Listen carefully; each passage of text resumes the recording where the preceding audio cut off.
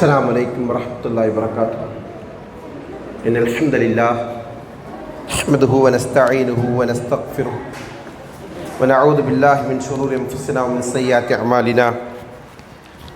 من يهدي الله فلا مضل له ومن يضلل الله فلا هادي له.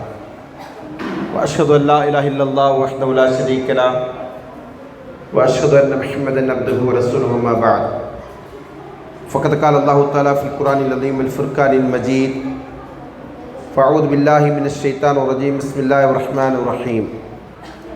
رب اشرح صدري ويسر لي أمري واحلل عقدة من لساني يفقهوا قولي.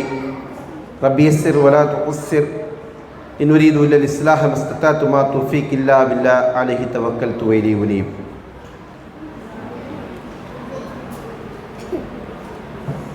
அளவில்லா கருணையாளன் நிகழ்லான் முடியும் அல்லாஹ்வின் பெயரை கொண்டு ஆரம்பம் செய்கிறேன். அல்லாஹ்வின் நலப்பெரும் கிருபையினால் அவருடைய கலாமின் விளக்கத்தை நாம் தொடர்ந்து பார்த்து வருகிறோம். இதுவரையிலும் சூரத்துல் பக்ராவுடைய 82 வரையிலான வசனங்களுக்கான விளக்கத்தை நாம் பார்த்திருக்கிறோம். இன்றைய தினம் 83வது வசனத்திற்கான விளக்கத்தை பார்க்க இருக்கிறோம் இன்ஷா அல்லாஹ். இந்த வசனத்தில் அல்லாஹ் தஆலா சொல்கிறான்: وَإِذَا أَخَذْنَا مِيثَاقَ بَنِي إِسْرَائِيلَ لَا تَعْبُدُونَ إِلَّا اللَّهَ وَبِالْوَالِدَيْنِ إِحْسَانًا وَذِي الْقُرْبَى وَالْيَتَامَى وَالْمَسَاكِينِ وَقُولُوا لِلنَّاسِ حُسْنًا وَأَقِيمُوا الصَّلَاةَ وَآتُوا الزَّكَاةَ ثُمَّ تَوَلَّيْتُمْ إِلَّا قَلِيلًا مِنْكُمْ وَأَنْتُمْ مُعْرِضُونَ. இந்த வசனத்தில் இதற்கு முன்னர் சொன்ன பனி இஸ்ரவேலுடைய வரலாற்றை அல்லாஹ் தஆலா தொடர்ந்து சொல்லி காட்டுகிறான். இந்த வசனத்தில் அல்லாஹ் தஆலா ஆரம்பமாக சொல்கிறான்: وَإِذَا أَخَذْنَا مِيثَاقَ بَنِي إِسْرَائِيلَ. பனி இஸ்ரவேலர்களிடமிருந்து நாம் உடன்படிக்கையை வாங்கியிருந்தோம். அல்லாஹ் தஆலா பல்வேறு விதமான உடன்படிக்கையை மனித சமுதாயத்திடமிருந்து எடுத்திருக்கிறான். அதில் ஒன்று, மனிதர்கள் அனைவரையும் படைத்த போது அல்லாஹு தஆலா ஆலமுல் அர்வாஹ் என்கிற ரூஹ்களுடைய உலகத்தில் அலஸ்து பி ரப்பிக்கும், நான் அல்லவா உங்களுடைய இரட்சகர் என்று நம்மிடத்தில் உடன்படிக்கை வாங்கியிருக்கிறான். அதே போன்று இந்த அத்தியாயத்தில் 63வது வசனத்தில் பனி இஸ்ரவேலர்களிடம் அல்லாஹு தஆலா தூர் சினாய் மலையை உயர்த்தி காட்டி அங்கே ஒரு உடன்படிக்கையை வாங்கியதை அல்லாஹு தஆலா நமக்கு சொல்லி காட்டுகிறான். இந்த இடத்தில் மீண்டும் அல்லாஹு தஆலா சொல்லுகிறார்: நாம் பனி இஸ்ரவேலர்களிடம் உடன்படிக்கை வாங்கியிருந்தோம். என்ன உடன்படிக்கை? லா தஅபுதூன இல்லல்லாஹ், அல்லாஹு என்று வேறு யாரையும் நீங்கள் வணங்காதீர்கள். வணக்கத்திற்குரியவன் அல்லாஹ். இந்த கோட்பாடை சொல்வதற்காக வேண்டித்தான் அல்லாஹ் தூதர்களை அனுப்பியிருக்கிறான், வேதங்களை தந்திருக்கிறான். அதன் அடிப்படையில் இந்த பனி இஸ்ரவேல் சமுதாயம் பல்வேறு தூதர்கள் அனுப்பப்பட்ட சமுதாயம். ஒன்றுக்கு மேற்பட்ட பல நபிமார்கள் ஒரே காலகட்டத்திலும், அதே போன்று பல தூதர்களை பல காலகட்டங்களிலும் அனுப்பி வைக்கப்பட்ட ஒரு சமுதாயமாக இந்த சமுதாயம் இருந்திருக்கிறார்கள். அப்போ அவர்களிடத்தில் அல்லாஹ் வாங்கியிருந்த உடன்படிக்கை என்ன? அல்லாஹ்வை அன்றி வேறு யாரையும் நீங்கள் வணங்காதீர்கள் என்பது. ஒட்டுமொத்த மனித சமுதாயத்திடத்திலும் அல்லாஹ் வாங்கியிருக்கின்ற ஒரு உடன்படிக்கை தான் இந்த உடன்படிக்கை. இதை குறித்து இமாம் தப்ரி ரஹ்மத்துல்லாஹி அவர்கள் சொல்லுகிற போது, அல்லாஹ்வை மட்டுமே வணங்க வேண்டும், அவனுக்கு இணைகளை ஏற்படுத்தக்கூடாது என்கிற ஒரு உடன்படிக்கையை அல்லாஹு தஆலா அந்த மக்களிடத்தில் வாங்கியிருந்தான் என்பதாக சொல்லி காட்டுகிறான். இமாம் இப்னு கஸீர் ரஹ்மத்துல்லாஹி அவர்கள் சொல்லுகிறார்கள், இதுதான் அனைத்து படைப்புகளுக்கும் அல்லாஹ்வின் புறத்திலிருந்து விடுக்கப்பட்டிருக்கின்ற கட்டளை. அது என்ன கட்டளை? அல்லாஹு தஆலா சொல்கிறான்: வமா அர்ஸல்னா மின் கப்லிக மின் ரசூலின் இல்லா நூஹி இலைஹி அன்னஹு லா இலாஹ இல்லா அன ஃபஅபுதுன். நபியே, உங்களுக்கு முன்னர் அனுப்பிய தூதர்களும் நாம் என்ன செஞ்சோம்? அவங்களுக்கு வஹி அறிவித்தோம். உங்களுக்கு முன்பாக அனுப்பிய தூதர்களிடமும் அதே போன்று உங்களுக்கு நம்ம வஹி அறிவித்தோம். என்ன வஹி? லா இலாஹ இல்லா அன ஃபஅபுதுன், என்னை அன்றி வணக்கத்திற்குரிய இலாஹு வேறு யாரும் இல்லை, என்னையே நீங்கள் வணங்குங்கள் என்கிற இந்த தௌஹீதுடைய அடிப்படை, ஏகத்துவம் என்கிற ஓரிரை கோட்பாடு. இதை சொல்வதற்காக வேண்டித்தான் அல்லாஹ் என்ன செஞ்சிருக்கிறான்? எல்லா சமுதாயத்திற்கும் தூதர்களை அனுப்பியிருக்கிறான். சூரத்துல் நஹல் 16வது அத்தியாயத்துடைய 36வது வசனத்தில் அல்லாஹ் சொல்கிறான்: வலக்கத் பஅஸ்னா ஃபீ குல்லி உம்மத்தின் ரசூலன் அன் இஅ்புதுல்லாஹ வஜ்தனிபுத் தாகுத். ஒவ்வொரு சமுதாயத்திற்கு நம்ம தூதர் அனுப்பினோம். எதற்காக வேண்டி? அனி அபுதுல்லாஹ், அல்லாஹ் ஒருவனை மட்டுமே வணங்க வேண்டும். வஜித்தனிபு தாகூத், தாகூத்தை விட்டு அவர்கள் விலகி வாழ வேண்டும். இதுதான் மனிதன் நிறைவேற்ற கடமைப்பட்டிருக்கின்ற ஹக்குகளில், உரிமைகளில் மகத்தானது. இதுதான் பிரதானமானது. அல்லாஹ்வை மட்டும் வணங்க வேண்டும், அவனுக்கு எந்த ஒன்றையும் இணை கற்பிக்கக்கூடாது என்பதுதான் அல்லாஹ் நினைத்திருக்கிறார், விடுத்திருக்கக்கூடிய பிரதானமான ஒரு உடன்படிக்கை என்பதை இமாம் இப்னு கஸீர் அவர்கள் இந்த வசனத்திற்கு மேற்கோள் காட்டக்கூடிய இந்த வசனங்களை கொண்டு சொல்லி காட்டுகிறார்கள். அடுத்தது அல்லாஹ் சொல்றா, வபில் வாலிதைனி இஹ்சானா, பெற்றோருக்கு நீங்கள் என்ன செய்யணும்? உபகாரம் செய்ய வேண்டும். பெற்றோர்களுக்கு நீங்கள் உபகாரம் செய்ய வேண்டும். அல்லாஹ் தஆலா அல்லாஹ்விற்குரிய கடமைகளை நிறைவேற்ற வேண்டும் என்பதை சொன்னதற்கு பிறகு அடுத்ததாக என்ன செய்யலாம்? பெற்றோர்களுக்கு நீங்கள் உபகாரம் செய்ய வேண்டும் என்பதை சொல்லி காட்டுகிறான். இதற்கு விளக்கம் சொல்லுகிற போது இமாம் தபரி அவர்கள் சொன்னார்கள், அவர்களிடத்தில் நீங்கள் என்ன செய்யணும்? நல்ல விதமாக நடந்து கொள்ள வேண்டும், அவர்களிடத்தில் அழகான வார்த்தைகளை சொல்ல வேண்டும், பணிவாக பேச வேண்டும், இரக்கம் என்னும் கருணை என்னும் இறக்கையை அவர்கள் மீது தாழ்த்த வேண்டும், அதே போன்று அவரிடத்தில் பரிவை வெளிப்படுத்த வேண்டும், அவர்களுடைய நலனுக்காக வேண்டி பிரார்த்திக்க வேண்டும் என்பது போன்ற விஷயங்கள் தான் அல்லாஹ் தஆலா இந்த இஹ்சான் மூலமாக நமக்கு சொல்லுகிறான் என்பதாக அவர்கள் விளக்கம் சொன்னார்கள். இமாம் இப்னு கஸீர் அவர்கள் சொல்லும்போது சொன்னாங்க, அல்லாஹ் அவனுக்குரிய படைப்பாளனுக்குரிய ஹக்குகளை சொன்னதற்கு பிறகு படைப்பினங்களுக்கான ஹக்குகளை சொல்லி காட்டுகிறான். அதில் முதன்மையானது பெற்றோர்களுக்குரிய ஹக்குகள். ஏனென்றால் அல்லாஹ் தஆலா பல்வேறு இடங்களில் அல்லாஹ்வுக்குரிய ஹக்கோடு இணைத்து சொல்லுகிற இன்னொரு உரிமை என்னன்னு சொன்னால் பெற்றோருக்குரிய உரிமை. இன்னொரு வசனத்தில் தான் சொன்னால், அனிஷ்குருலி வலி வாலிதைக், எனக்கு நீ நன்றி செலுத்து, உன்னுடைய பெற்றோர் இருவருக்கும் நீ நன்றி செலுத்து, இலையல் மசீர், என் பக்கம்தான் உன்னுடைய திரும்புதல் இருக்கிறது என்று அல்லாஹ் தஆலா சூரத்துல் லுக்மானிலே சொல்லி காட்டுறான். அதாவது அல்லாஹ்வுக்கு நன்றி செலுத்த வேண்டும் என்பதை சொல்லி அதை தொடர்ந்து எடுக்கிறான். அல்லாஹ் யாருக்கு நன்றி செலுத்த சொல்றான்? பெற்றோருக்கு நன்றி செலுத்த சொல்லுகிறான். இப்போ அல்லாஹ் தஆலா அல் குர்ஆனில் பல இடங்களில் அவனுக்குரிய உரிமைகளை சொன்னதற்கு பிறகு சொல்லுகின்ற பிரதானமான உரிமை பெற்றோருக்குரிய உரிமை என்பதை இந்த வசனம் நமக்கு சொல்லி காட்டுகிறது. அதே போன்றுதான் சூரத்துல் இஸ்ரா 17வது அத்தியாயத்துடைய 23வது வசனத்தில் அல்லாஹ் சொல்கிறான், வகலா ரப்புக அல்லா தஅபுது இல்லா இய்யாஹு வபில் வாலிதைனி இஹ்சானா, உம்முடைய ரப்பு அவனை அன்றி வேறு யாரையும் நீங்கள் வணங்கக்கூடாது என்று தீர்ப்பளிக்கிறான், விதியாக்கி இருக்கிறான். அவ்வாறே வபில் வாலிதைனி இஹ்சானா, பெற்றோர் இருவருக்கும் இஹ்சான் உடையவர்களா, உபகாரம் செய்யக்கூடியவர்களா நீங்கள் இருக்க வேண்டும் என்பதை அல்லாஹ் சொல்லி காட்டுகிறான்.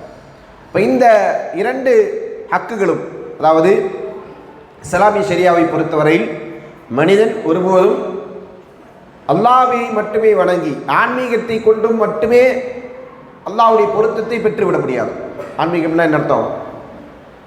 வணக்கம், அல்லாஹ்விற்குரிய வணக்கங்கள், அதை செய்வதன் கொண்டு மட்டுமே ஒரு மனிதன் என்ன செய்யலாம்? அல்லாஹ்வை திருப்திப்படுத்தி விட முடியாது. மாறா என்ன செய்யணும்? அல்லாஹ்விற்குரிய கடமைகளுக்கு அடுத்தபடியாக அவன் என்ன செய்யணும்? மனிதனுக்கென்று கடமைகள் நிறைவேற்ற வேண்டியிருக்கிறது என்பதை அல்லாஹ் நமக்கு சொல்லி காட்டுறான். அதில் பிரதானமான முதன்மையான கடமைகள் பெற்றோருக்குரியது. அடுத்தது அல்லாஹ் யாரு சொல்றான்? இந்த வசனத்திலே தொடர்ச்சியாக சொல்கிறான், வதில் குர்பா, நெருங்கிய உறவினர்கள், வல் யத்தாமா, அனாதைகள், வல் மசாக்கீன், மிஸ்கீன்கள், வறியவர்கள், ஏழைகள் என்று அல்லாஹ் தஆலா மேலும் மனிதர்கள் யாருக்கெல்லாம் தங்களுடைய ஹக்குகளை, உரிமைகளை நிறைவேற்ற கடமைப்பட்டிருக்கிறார்களோ அந்த பட்டியலை அல்லாஹ் தஆலா சொல்லி காட்டுகிறான்.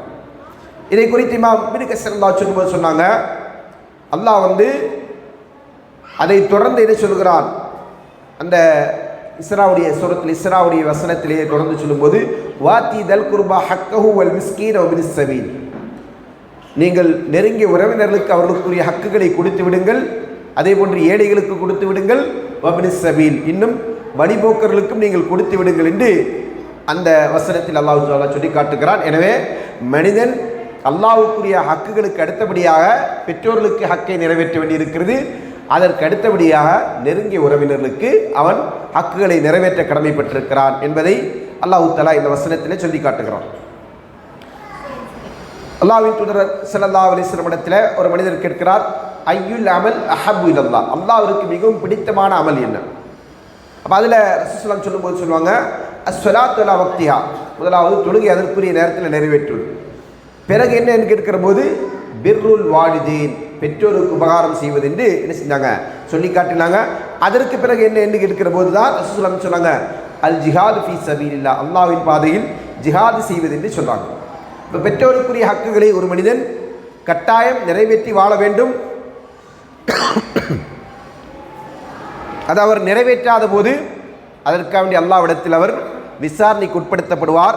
கேள்வி கணக்குகள் இருந்து கொண்டிருக்கிறது. ஏனென்றால் அல்லாஹ்வின் தூதர் ஸல்லல்லாஹு அலைஹி வஸல்லம் இடத்தில் ஒரு மனிதர் வந்து கேட்குறாங்க, யா ரசூலல்லாஹ் மன் அஹக்கு நாசி பி ஹுஸ்னி ஸஹாபத்தி, நான் அழகிய முறையில் தோழமை கொள்வதற்கு மிகவும் தகுதியானவர்கள் யார்?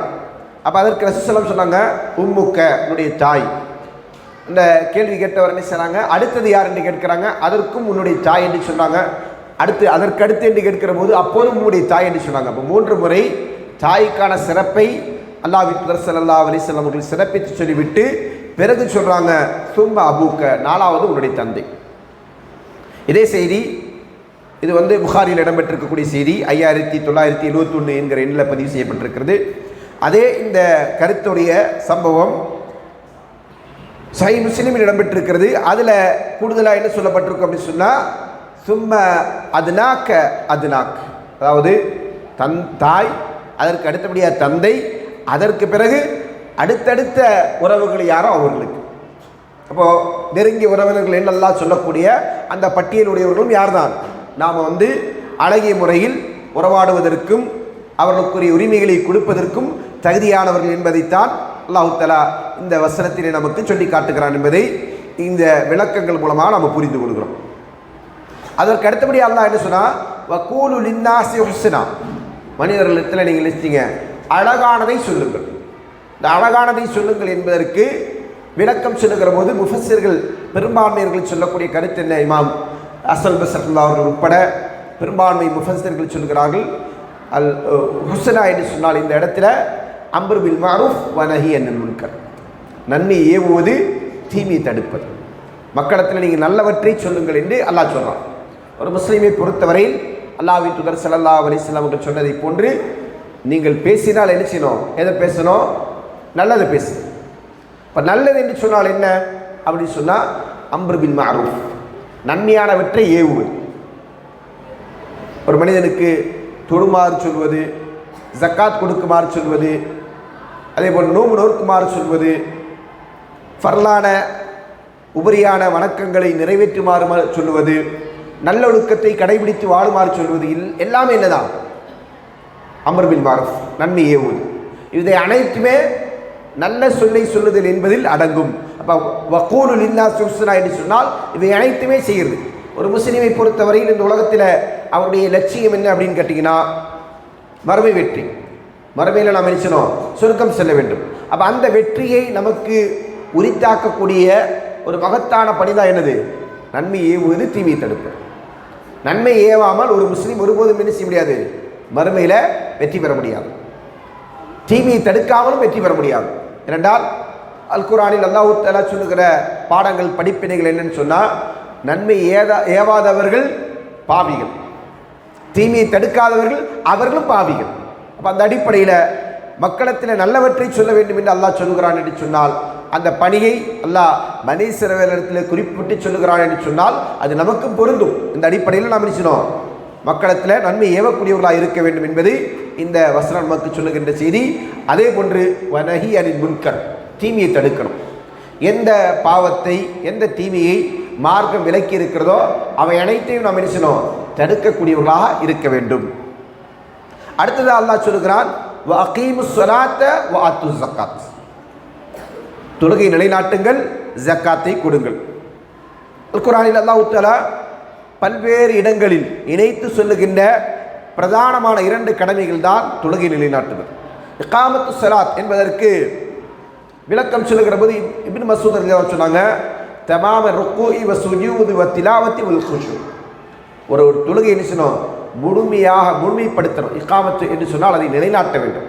இப்போ நிலைநிறுத்துதல் என்று சொன்னால் அதில் என்னெல்லாம் அடங்கும் அப்படின்னு சொன்னால் தொழுகையுடைய ருக்குவை அவர் பேண வேண்டும், சுஜூதை அவர் பேண வேண்டும், தொழுகையில் ஓத வேண்டிய சூறாக்களை திலாவாக்களை அதை அவர் சரியான முறையில் கடைபிடித்து தொழ வேண்டும், அதே போன்று ஹுஷு என்றால் உள்ளச்சம். உள்ளச்சம் என்று சொன்னால் நம்ம ஒரு இபாதத்தை நிறைவேற்றுகிற போது அல்லாஹ்விற்காக நிறைவேற்றுகிறோம், அல்லாஹ் என்னை பார்த்து கொண்டிருக்கிறான் என்கிற அந்த மன ஒருமையோடு நிறைவேற்றுவதில் இருக்கிறல்லவா, அதற்கு பேர் தான் ஹுஷு. அந்த ஹுஷுவோடு அதை நிறைவேற்ற வேண்டும். அது மட்டுமல்ல, முழுமையா அந்த தொழுகையின் மூலமா அல்லாஹ்வை நாம் என்ன சொல்லணும், முன்னோக்க வேண்டும் என்பதை என்ன சொன்னாங்க இப்னு மஸ்ஊத் ரலியல்லாஹு சொல்லுகிறாங்க. அதற்கு அடுத்தபடியாக என்ன சொன்னா ஜக்காத்தை கொடுத்து வாழுங்கள். இப்னு அப்பாஸ் அவர்கள் இந்த வசனத்திற்கு விளக்கம் சொல்லும்போது, அல்லாஹ் பனி இஸ்ரவேல் சமுதாயத்தின் மீது அவருடைய செல்வத்திலே ஜக்காத்தை கடமையாக்கி இருக்கிறான். அந்த ஜக்காத் என்பது அவர்களுடைய ஷரியாவில் இருந்து ஒரு ஜக்காத்தை பொறுத்த வரைக்கும் எப்படி தொழுகை என்பது எல்லா நபிமார்களுக்கும் கடமையாக இருந்ததோ, எல்லா சமூகத்திற்கும் கடமையாக இருந்ததோ, அதே போன்றுதான் ஜக்காத் என்பதும் நமக்கு முன்னர் வாழ்ந்த சமுதாயத்திற்கும் கடமை. பனி இஸ்ரவேல் சமுதாயத்திற்கும் என்ன கடமை தான், ஜக்காத் கடமை தான். ஆனால் நம்முடைய ஜக்காத்தும் அவங்களுடைய ஜக்காத்தும் ஒரு மாதிரின்னு கேட்டால் கிடையாது. எப்படி நம்முடைய தொழுகையும் அவருடைய தொழுகையும் ஒரு போன்ற இல்லையோ, அதே போன்றுதான் இந்த ஜக்காத் என்கிற கடமையிலும் அவர்களுக்கு நமக்கும் வேறுபாடு இருந்து கொண்டிருக்கிறது. எந்த அளவுக்கு சொன்னால், அதை இப்னு அப்பாஸ் சொன்னாங்க, அந்த மார்க்கத்தில் அவங்களுடைய சுன்னத்தின் அடிப்படையில் அவங்க என்ன செஞ்சாங்க, அந்த ஜக்காத்தை நிறைவேற்றினாங்க. ரசூலுல்லாஹி ஸல்லல்லாஹு சுன்னத்தின் அடிப்படையில் இல்லை. எந்த அளவுக்கு சொன்னால், அவங்களுடைய செல்வத்தில் ஜக்காத் என்பது குர்பானியாக இருந்தது. குர்பானி என்னது, பலியீடுகள் கூட என்னது அவங்களுடைய சமுதாயத்தில் அந்த செல்வத்தின் மீது இருந்த ஜக்காத்தாக இருந்தது. இந்த அளவுக்குன்னா ஒரு இடத்துல அதை ஒன்று கூட்டி வச்சாங்கன்னா அதை ஒரு நெருப்பு சாப்பிட்டு விட்டது என்று சொன்னால் அது அந்த சமுதாயம் கொடுத்திருக்கிற ஜக்காத்தாக கணக்கிடப்படும் என்று என்ன செய்றாங்க இப்னு அப்பாஸ் அவர்கள் சொல்லி காட்டுகிறார்கள். அதன் அடிப்படையில் எந்த செல்வம் அல்லது எந்த பலிப்பிராணிகள் நெருப்பு சாப்பிடவில்லையோ அது அவர்களுடைய ஜக்காத் அங்கீகரிக்கவில்லை என்பதற்கான சான்று. இதுதான் கடந்த காலங்களில் இருந்து கொண்டிருந்த சமூகத்திற்கான ஜக்காத். ஆனால் நம்மை பொறுத்தவரை நமக்கான ஜக்காத் ரசூலுல்லாஹி என்ன வழிகாட்டினார்களோ அந்த அடிப்படையில் அதை நாம் நிறைவேற்ற வேண்டி இருக்கிறது என்பதை என்ன செய்யலாம் அல்லாஹ் தஆலா இந்த வசனத்திலே சொல்லி காட்டுகிறான். அதற்கு அடுத்தபடியாக அல்லாஹ் என்ன சொல்கிறான்,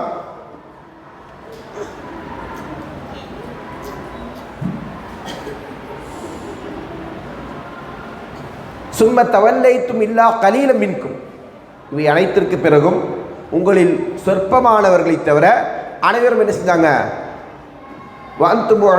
புறமுதுகு காட்டியவர்களாக இதனை நீங்கள் புறக்கணித்தீர்கள். இப்போ யூதர்களை பற்றி அல்லாஹ், பனி இஸ்ரவேல் சமுதாயத்தை பற்றி அல்லாஹ் சொல்லுகிற போது அவரிடத்தில் அல்லாஹ் செய்த உடன்படிக்கை அவங்க என்ன செஞ்சாங்க, மீறினார்கள், அதை முறித்தார்கள். இமாம் அபு ஜாஃபர் தபரி அவர்கள் சொல்கிறாங்க, அவங்கள்ட்ட அல்லாஹ் செஞ்ச அந்த உடன்படிக்கை என்ன செஞ்சாங்க, மீறினார்கள், அதை முறித்து கொண்டார்கள், அதை அவர்கள் நிறைவேற்றவில்லை. எந்த அளவுக்கு சொன்னால், அல்லாஹ்வை அன்றி மற்றவர்களை அவர்கள் வணங்க ஆரம்பித்தார்கள். பெற்றோருக்கு, தாய்மார்களுக்கும் தந்தைமார்களுக்கும் உபகாரம் செய்ய வேண்டும் என்று சொன்ன அந்த கட்டளை அவர்கள் மீறினார்கள். உறவினர்களோடு உறவுகளை சேர்த்து கொண்டு வாழ வேண்டும் என்று சொன்ன அந்த கட்டளை அவர்கள் மீறினார்கள். அதே போன்று அனாதைகள் மீது பரிவு காட்ட வேண்டும், அவர்களுக்குரிய உரிமைகளை கொடுக்க வேண்டும். அதே போன்று சமுதாயத்தில் இருந்து கொண்டிருக்கிற ஏழைகள் எளியவர்கள் அவர்களுக்குரிய ஹக்குகளை நிறைவேற்ற வேண்டும் என்று அவர்களுக்கு அல்லாஹ் சொன்ன கட்டளையை அவர்கள் மீறினார்கள்.